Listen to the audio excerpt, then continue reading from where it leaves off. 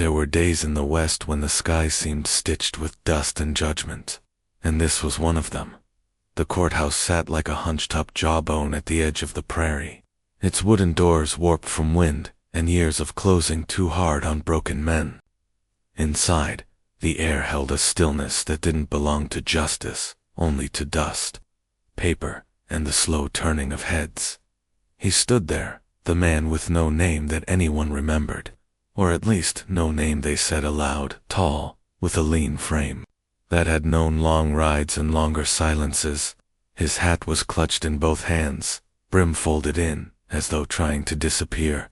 He wore no badge, no family crest, no lawyer beside him, just a quiet kind of pride, too bruised to be called defiance. His boots were caked in the dry riverbed's clay. His shirt was patched at the elbows. One shoulder leaned ever so slightly to the right, a sign, perhaps, that he had once carried weight he never spoke of. The judge looked at him with that tired kind of stare, the kind men wear when they've buried too many disappointments and have no patience left for stories without proof. The charges were read. Words like trespass, theft, and false identity echoed off the walls like tin cans kicked by ghosts.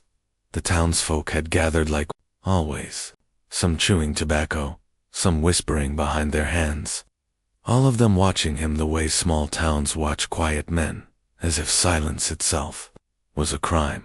But he didn't speak.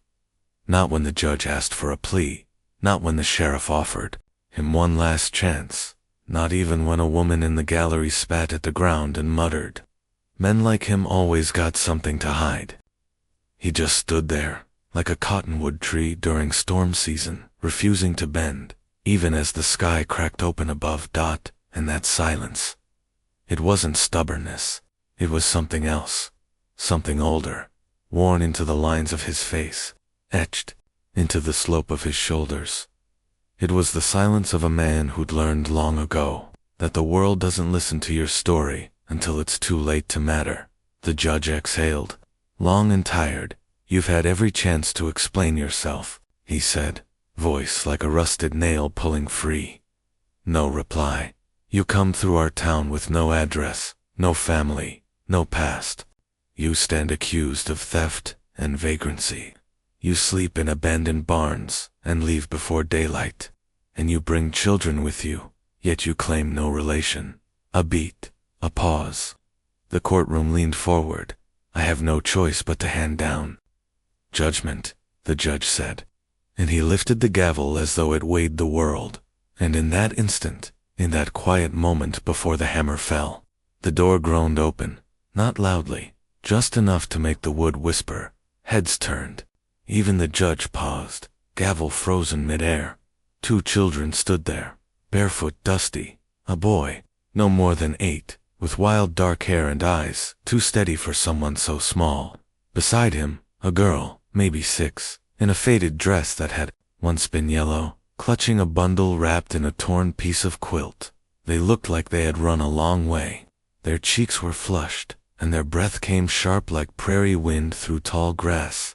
The boy stepped forward, and the silence in the room shifted. Not broken, just listening now. His voice came soft, not fearful, not pleading, just sure. "He's our PA."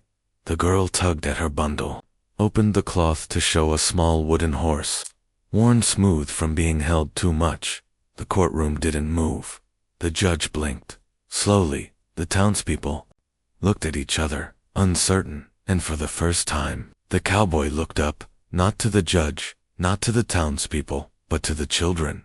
There was no surprise in his eyes, no alarm, just something that looked like the last ember of a fire. Finally remembered by the wind, he gave the smallest nod, the kind of nod only a father would give, not because he claimed them, but because he knew they had always claimed him. In the back of the courtroom, someone whispered, "He never said he had kids." Another muttered, "They don't look nothing like him." And still, he did not speak.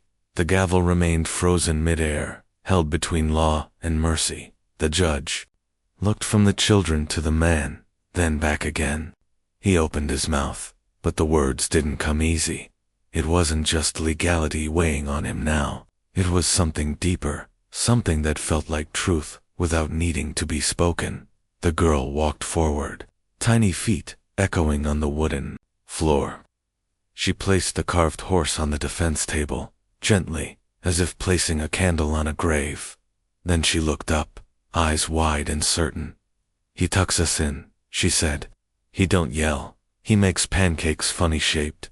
The courtroom cracked then, not loudly, but softly, like ice under sunlight. And something shifted. The man still hadn't said a word, but now the silence didn't feel empty. It felt earned. Outside, the wind rose, carried dust past the windows, and scattered it over the judge's papers. And inside that room, filled with old men, bitter women, and restless gossip, too small. Children had drawn a line in the sand, and on the other side of it stood a man they called Pa, a man who hadn't needed to shout, hadn't begged, hadn't even defended himself. Because sometimes, in the West, the loudest thing a man can say is what he's already given away in quiet. Long before the courthouse, before the gavel hovered like a thundercloud, before the world asked for papers and proof, there were only 3 souls on a dirt road, and not a single one of them had anywhere to be. It was the kind of road that didn't lead to towns, but around them, where no one asked questions, because there was no one to ask. He had passed through so many places by then, trading labor for soup, fence repair for a dry barn corner. No home, no land, but always 2 shadows behind him, small, loyal, and unspoken. The boy had first appeared under a porch beam, gripping a bent spoon like a weapon.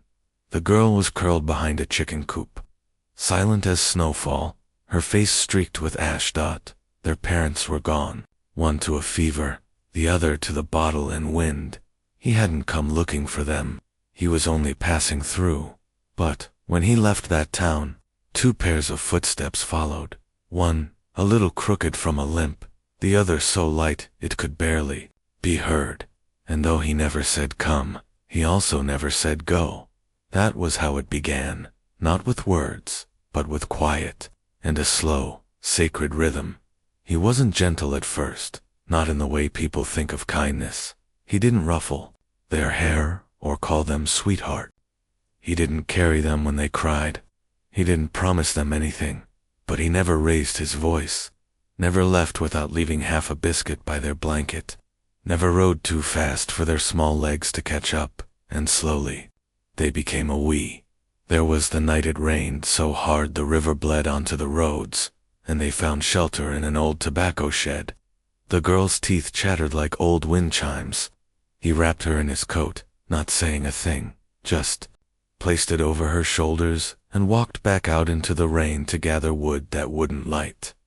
The boy had once asked, carefully, "You gonna leave us when we're bigger?" The man hadn't turned. He'd only replied, "You'll leave me first." The boy hadn't understood. Not then. But he tucked the answer away like a smooth rock in his pocket.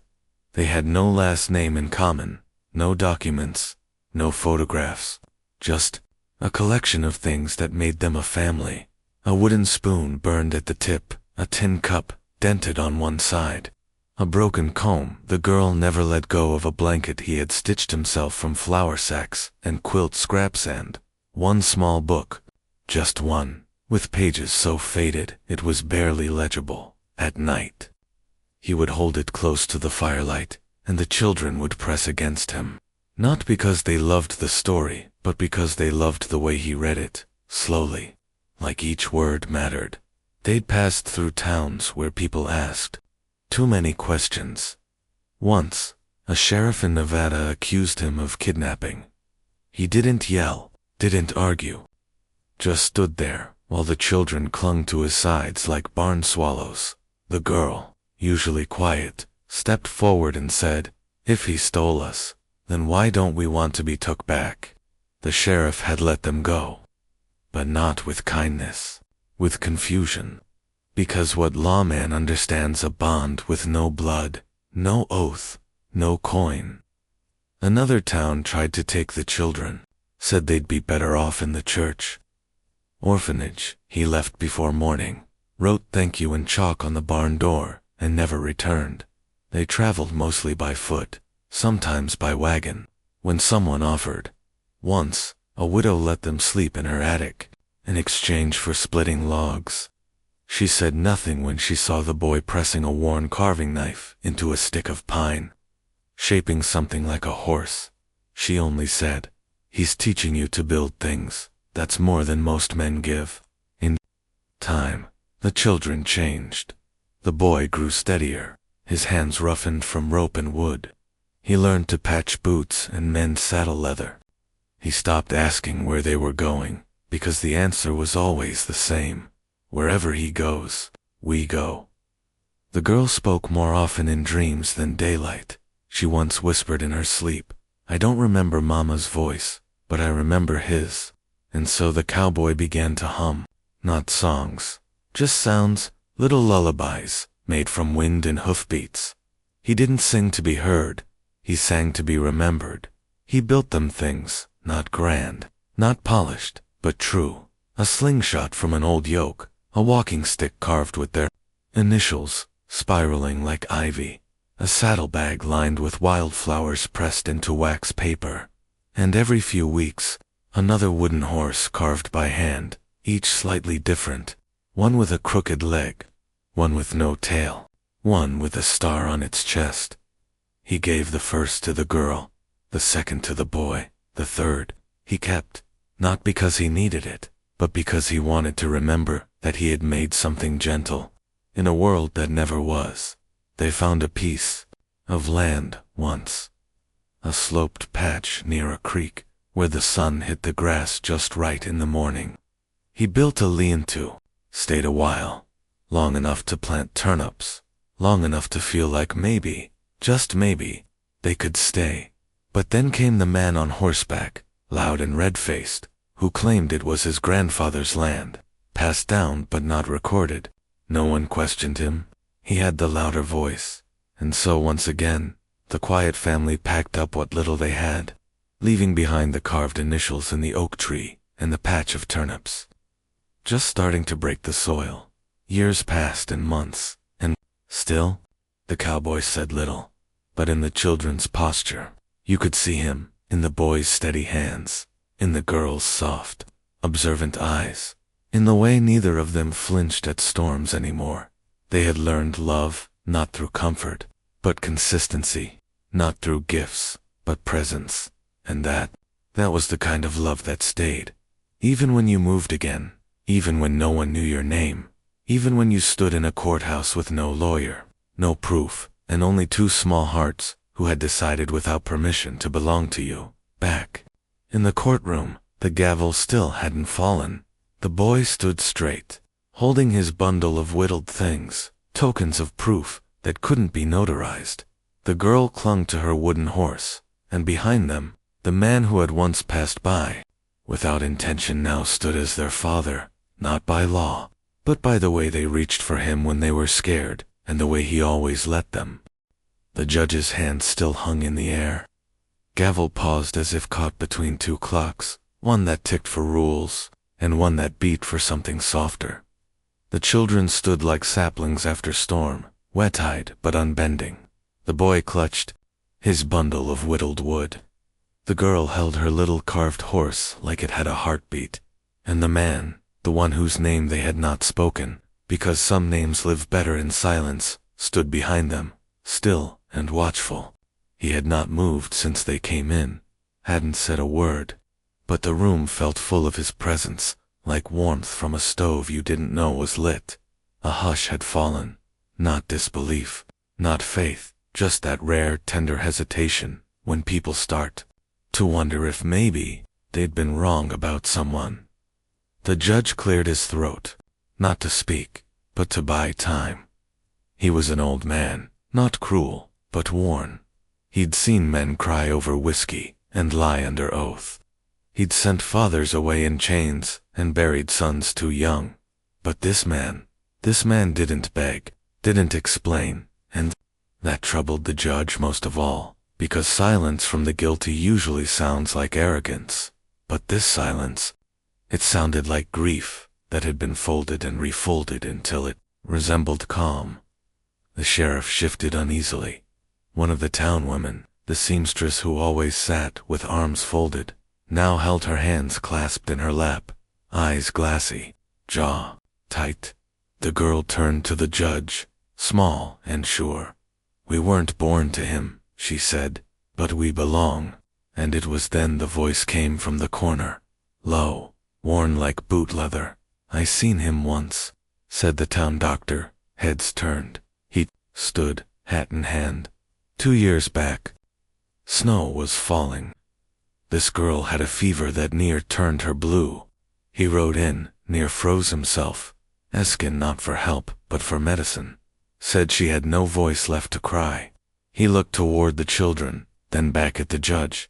Didn't ask for charity. Paid in elk, jerky, and firewood. The girl blinked, as if suddenly remembering that night. The doctor nodded toward the cowboy. He never said her name, never said his.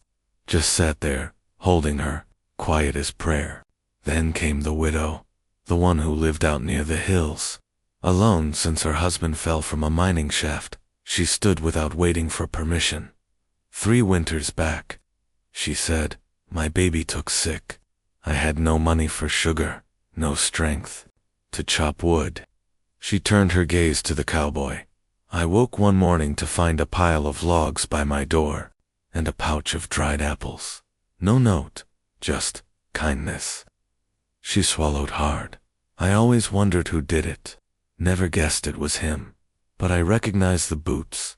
The courtroom was no longer watching the cowboy. They were watching themselves, through the stories of others, as if trying to remember what they'd missed. A child's truth had cracked the dam, but now witnesses filled the flood. A blacksmith's wife recalled how someone fixed their barn door in the night. A storekeeper remembered the man who once paid for a child's bread with 2 carved horses. The stories were simple, unadorned, but each one placed a stone in the foundation of his truth.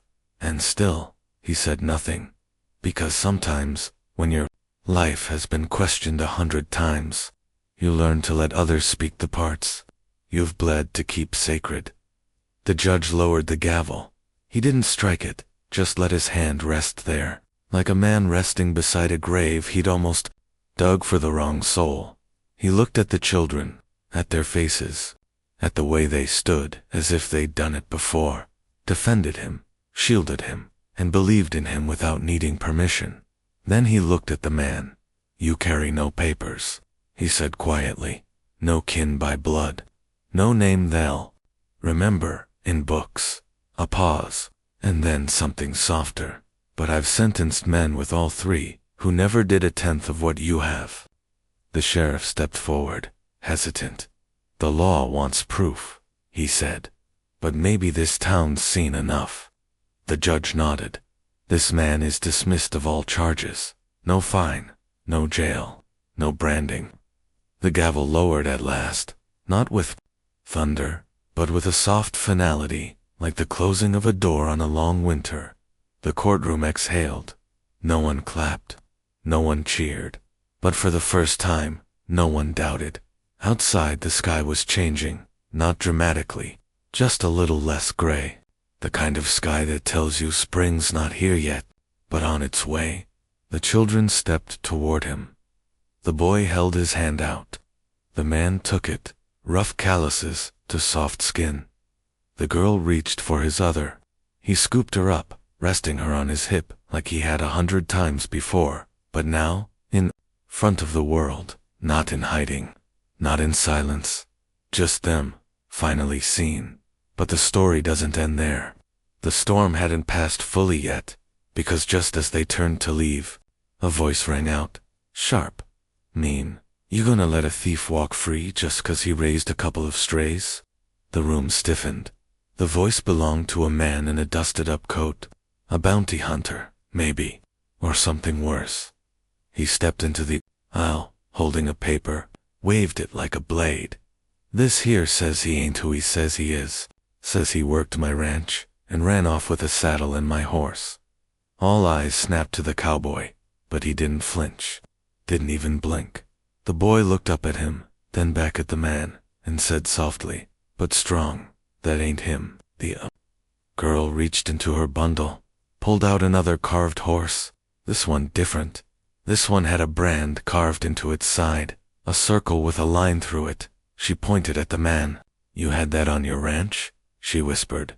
The courtroom hushed again. The judge leaned forward. "You say in this man."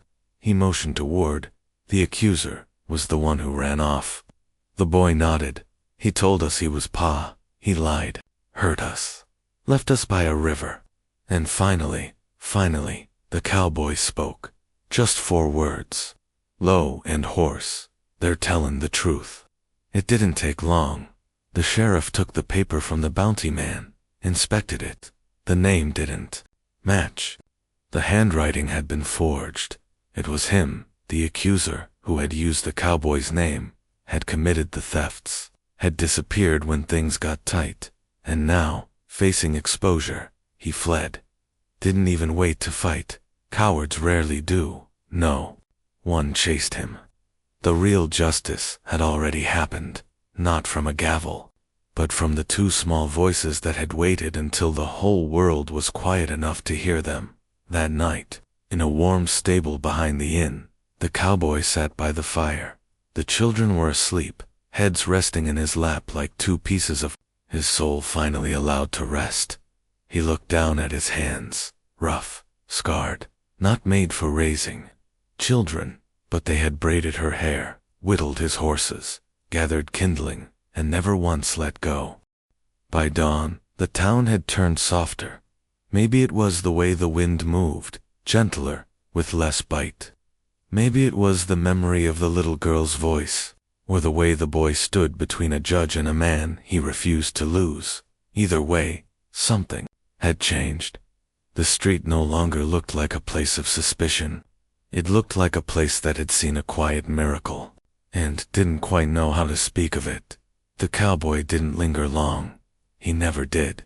After the courthouse cleared, he took the children by the hand and led them down the dusty road, past shop windows and leaning fences.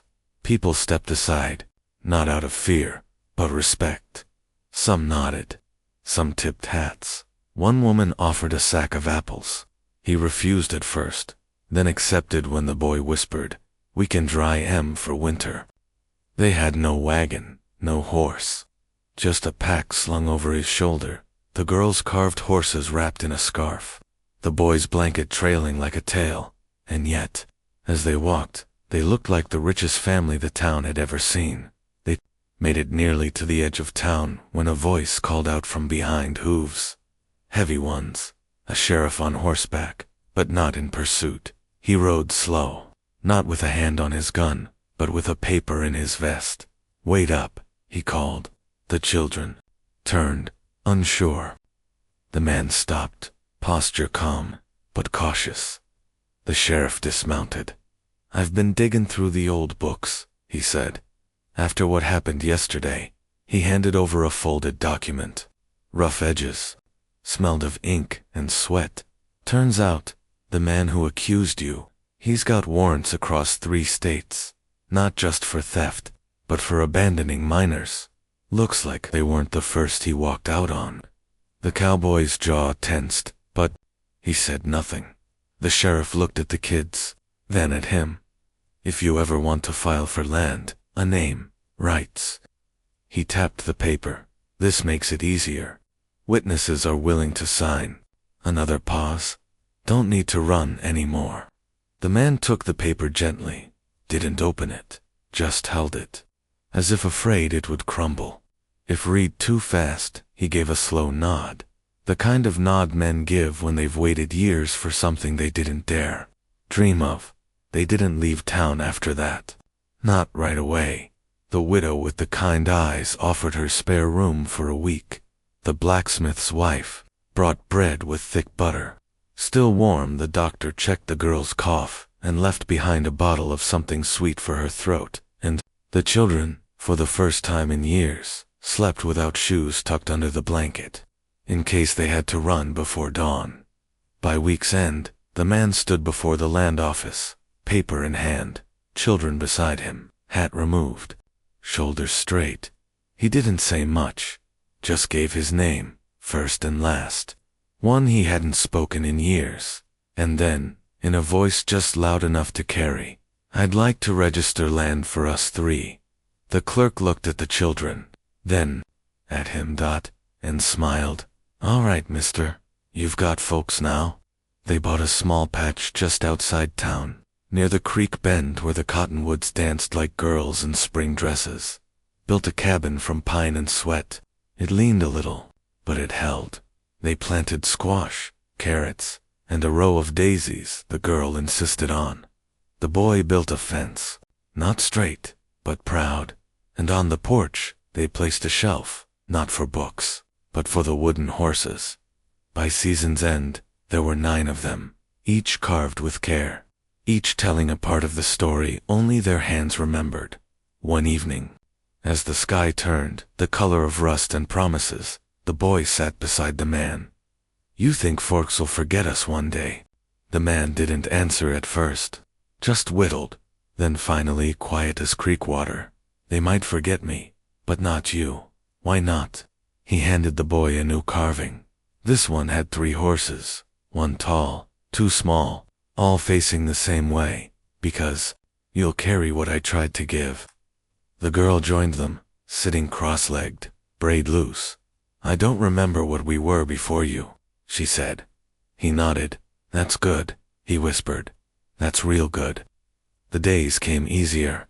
Then not always easy, but easier. There were still cold nights, still sickness, still fences to mend, and neighbors who didn't always understand. But there was also the smell of firewood drying, the sound of laughter in morning light, a pair of small boots by the door, and a worn hat hanging from the same nail every night. He never married, never needed to, because love, in his life, wasn't wrapped in ribbons and church bells. It was wrapped in threadbare blankets, cradled in midnight fevers, whittled into the curve of a toy horse. One day, years later, a traveler passed through town, stopped by the fence line, saw the boy, now taller, with the same quiet eyes. "Whose place is this?" the traveler asked. The boy pointed to the porch, to the rocking chair, to the man carving. "That's our father," he said. And even if no court ever said it, even if no blood ever proved it, it was the truest thing the West had ever known. And so, dear reader, if ever you ride through that dusty town, listen for the hum of a tune with no words. Watch for the child with a wooden horse in her pocket. Feel the warmth of a man who gave, without asking, because the world may forget men like him, men who walk alone and love loud in silence. But the hearts they save, they never do.